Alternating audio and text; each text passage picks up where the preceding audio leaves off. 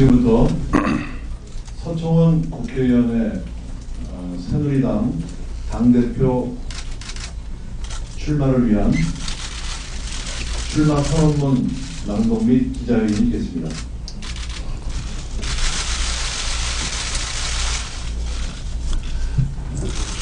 존경하는 국민 여러분, 당원 동지 여러분, 제가 안녕하시냐고 말씀드리기조차 죄송합니다. 너무 시국이 엄해서 정말 죄송스럽고 뭐라고 드릴 말씀이 없습니다마는 제가 오늘 당대표를 나오면서 여러분에게 저의 입장을 말씀드리기 위해서 이 자리에 섰습니다.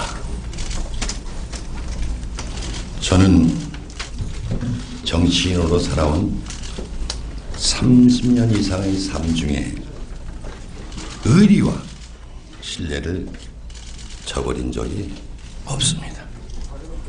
내 삶 속에 많은 우여곡절이 있었지만 의리와 신뢰가 저를 재기하게 했고 또 이 자리에 설 수 있도록 했습니다.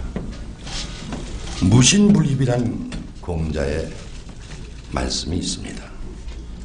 신뢰가 없으면 사람도 정치도 국가도 바로 설 수 없다는 사실은 현대에도 변하지 않는 진리입니다. 저는 대한민국에 땅 한 평 가지고 있지 않습니다. 언제나 국회의원 재산 순위에서 최하위 자리를 차지했습니다. 국민은 사심 없는 저를 신뢰해 주셨습니다. 동지들은 저의 헌신의 의리로 답해 주셨다고 생각을 합니다.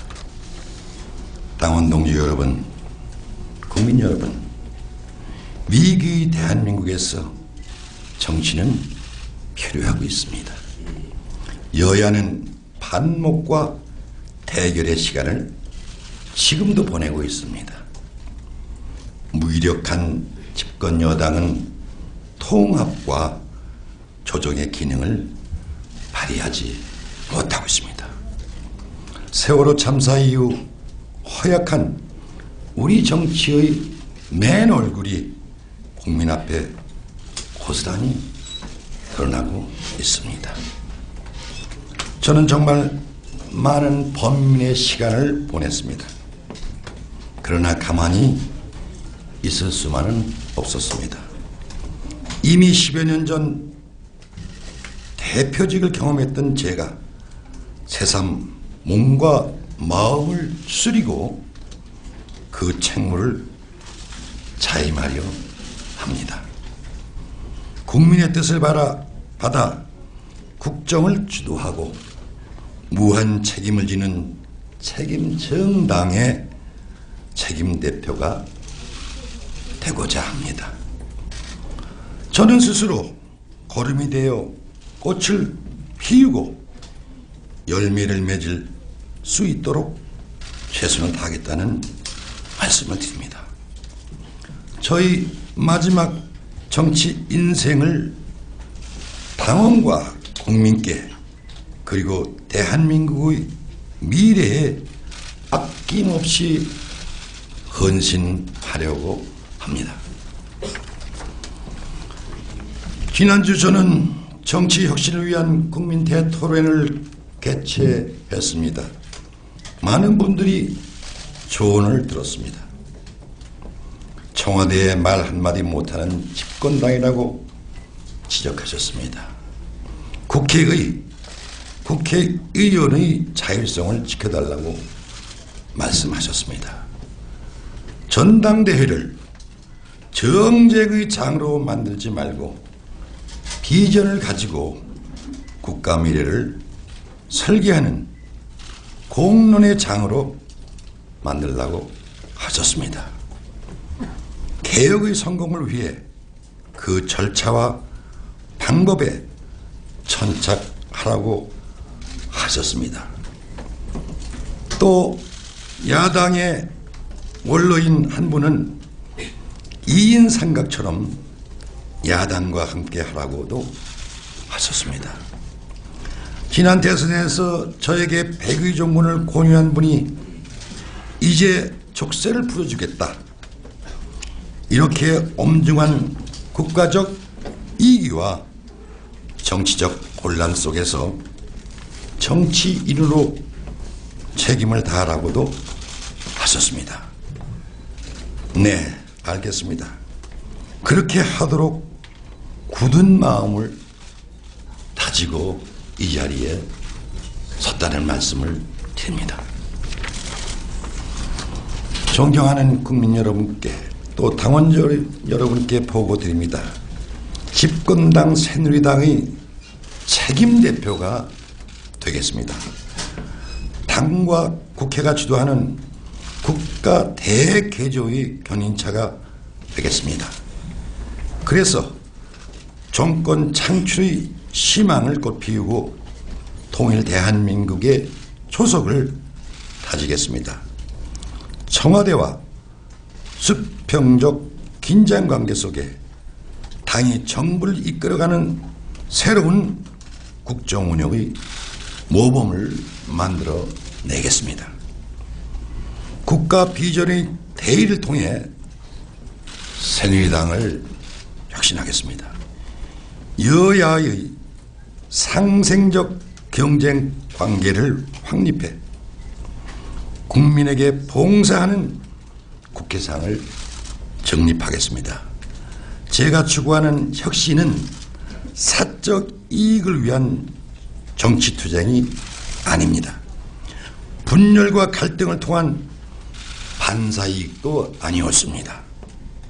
정치권 그들만의 리그는 더욱 아닙니다. 변화라는 미사 여구에 감추어진 독소를 제거하고 제대로 된 변화와 혁신을 이루고자 합니다. 저는 이제 결코 평탄할 수 없는 길을 당원, 국민과 함께 동행하며 헤쳐나가려고 합니다. 함께 꿈꾸어온 대한민국 복원의 사명을 이루고자 합니다. 첫째, 실종된 정치를 복원하는 책임대표가 되겠습니다. 둘째, 침체된 서민 경제를 활력으로 복원하겠습니다. 셋째, 온 사회에 만연한 비정상을 정상으로 복원하겠습니다. 넷째, 낙담의 세대를 희망의 세대로 복원하겠습니다. 다섯째, 분단된 한반도를 통일로 복원하겠습니다. 정치의 복원, 대한민국의 복원은 새누리당 전당대회에서부터 시작해야 되겠습니다. 여러분 감사합니다. 제가 여러분에게 드린 자료가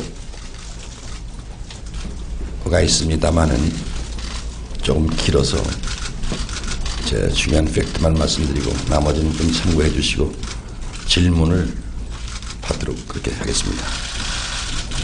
그러면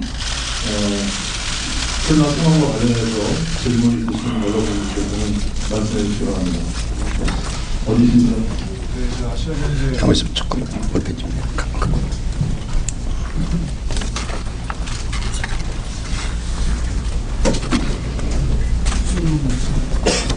아시아경제 장준호사라고 합니다. 네. 그 방청관계 수석과 긴장관계를 말씀하셨는데 이 이번에 문창덕 후보자 지명에 대해서 관련해가지고 뭐 김기춘 비서실장이 책임이 있다는 얘기도 나오는데 거기에 대해서는 좀 어떻게 생각하시나요? 제가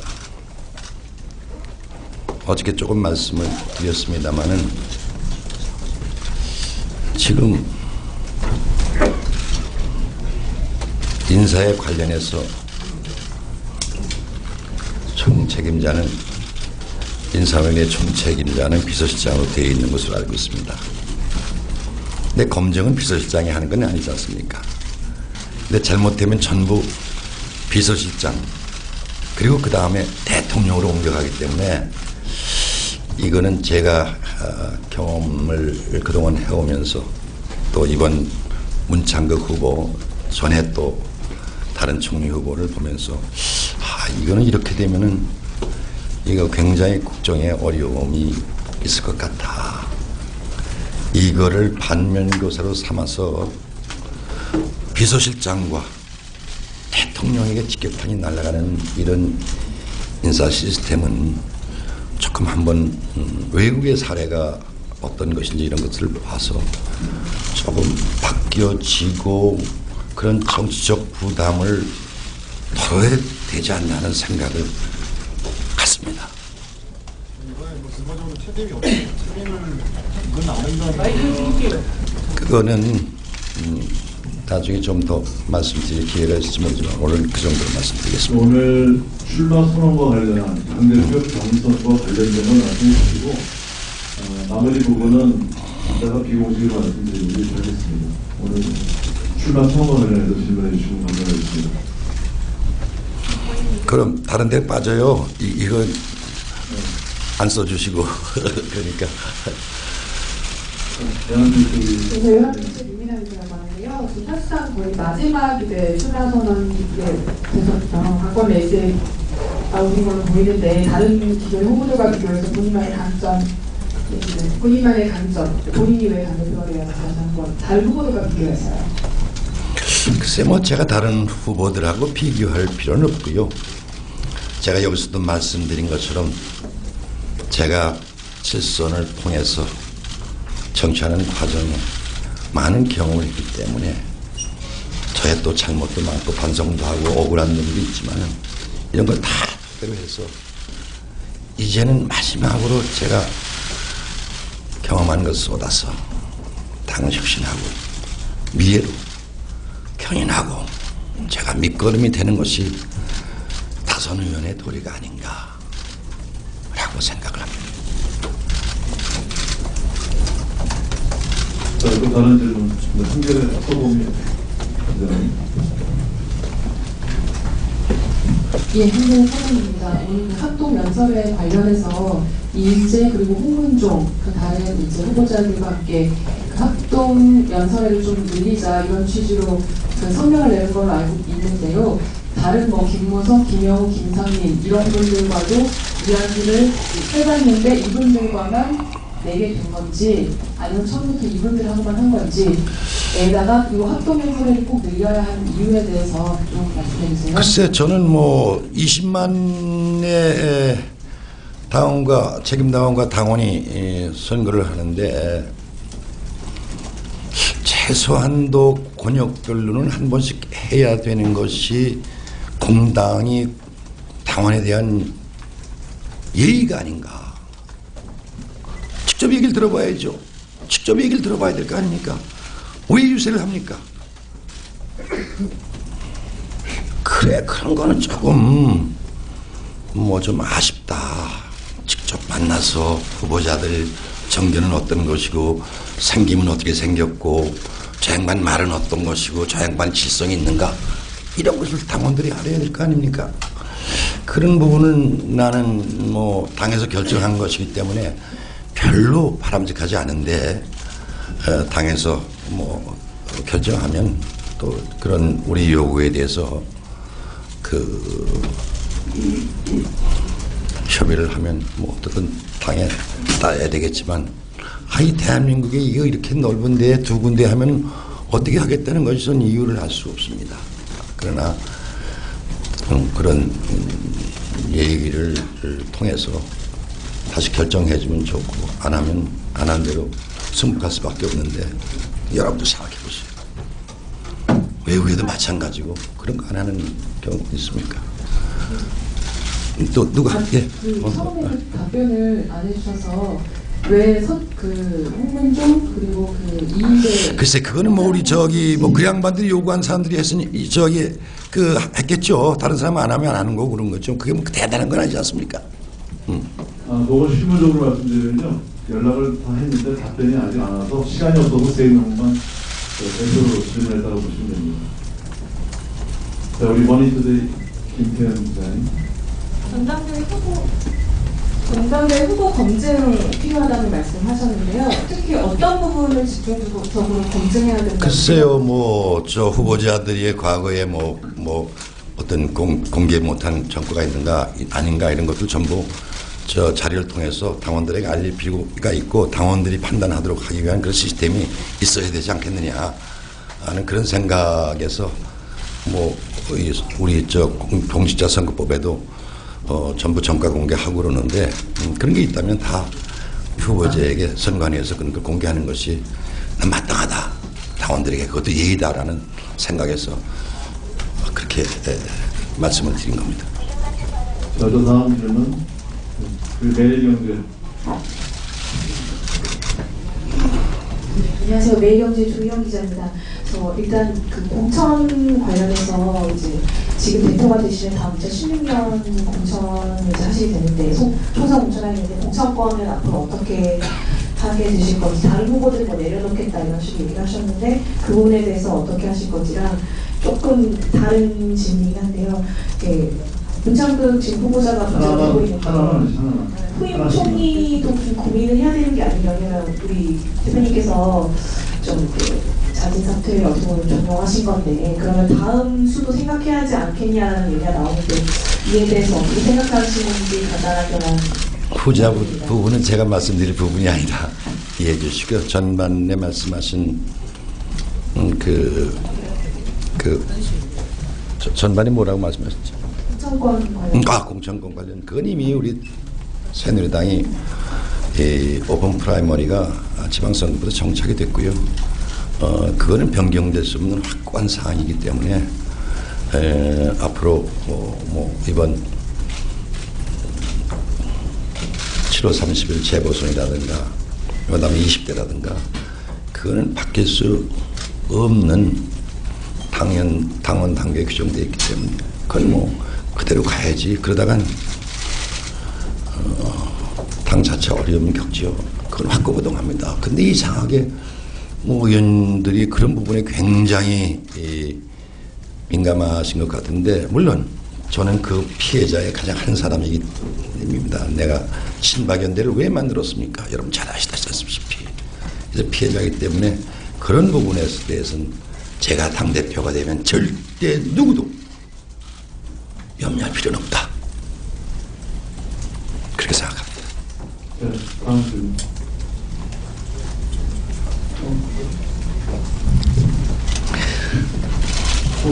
뒤에. 더운데 한 번만 더 해주시고 마세요. 내리시는 전명입니다. 출마 선언 후에 변화라는 미사역에 감추어진 독소를 제거하고 제대로 된 변화 혁신을 이룬다고 하셨습니다. 여기서 말하는 독소라는 것은 어떤 특정 후보의 행동을 말씀하시는 건지 아니면 최근 장면에 나타난 어떤 흐름을 지적하시는 것인지 구체적으로 여쭤보고 싶고요. 두 번째로 물론 공천은 공천심사위원회에서 하겠지만 당장 730 재보선은 지방선거 이후 새누리당이 변화와 혁신을 강조한 이후에 처음 치러지는 중요한 선거입니다. 그렇다면 730 재보선에서의 공천도 사실상 국민들의 관심사인데요. 어떤 방향으로 돼야 된다고 보시는지 말씀해 주십시오.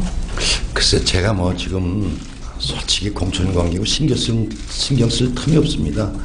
지금 우리 지도부에서 6.4 지방선거 이외의 여러 가지 상황을 아니까 전 지도부 공천심사위원들이 또 구성되어 있으니까 그분들이 할 문제이기 때문에 이번 730 선거에서는 제가 지금까지 룰을 그대로 적용하는 것 해야 되는 것이다라는 것 외에는 제가 특별한 어떤 사고나 얘기가 없었기 때문에 드릴 말씀이 별로 없네요. 자, 이제 날도 덥고 하니까 제가 한 번만 좀 더 하셨으면 좋겠습니다. JTBC 구동희 기자입니다. 네. 그 문창국 후보자에 대해서 자진 사퇴 필요성 몇 번 언급을 하셨는데 오늘 아침에 또 문창국 후보자가 사퇴를 제안받은 적이 없다 하면서 계속 이제 총회까지 가겠다는 의사를 밝혔는데요. 이에 대해서 의원님의 생각 가지고 부탁드립니다. 글쎄요, 뭐 제가 처음에 말씀드린 거나 큰 변화가 없습니다. 후보 이후에 여러 가지 언행에 언행이 국민들이 정서에 맞지 않는 말씀을 많이 하시고 그래가지고 지금 국민들이 한 70% 이상이 후보로서는 부적절하다 이런 것들이 여론조사에서 나온 거 아시지 않습니까? 그러니까 또 우리 당에서도 많은 분들이 그런 말씀을 드리고 했는데 그분이 성찰하고 어떤 것이 국민과 또 국가를 위한 길인가라는 것은 잘 아실 것이라 믿고 좀 고민을 하시겠죠. 고민하시는데 지금 이 시점에서는 글쎄요, 뭐 그냥 물러나시는 거죠. 국민과 국가를 위해서 좋지 않나 하는 생각을 제가 개인적으로는 제가 잘 아는 분이기 때문에 알지만 그게 나라와 국민과 여러 가지를 위해서 정말 바람직하다고 생각하기 때문에 한 번 더 깊은 성찰을 해주셨으면 좋겠다는 말씀을 드립니다. 그러면 이상으로 출마 소환 및 기자회견을 마치도록 하겠습니다.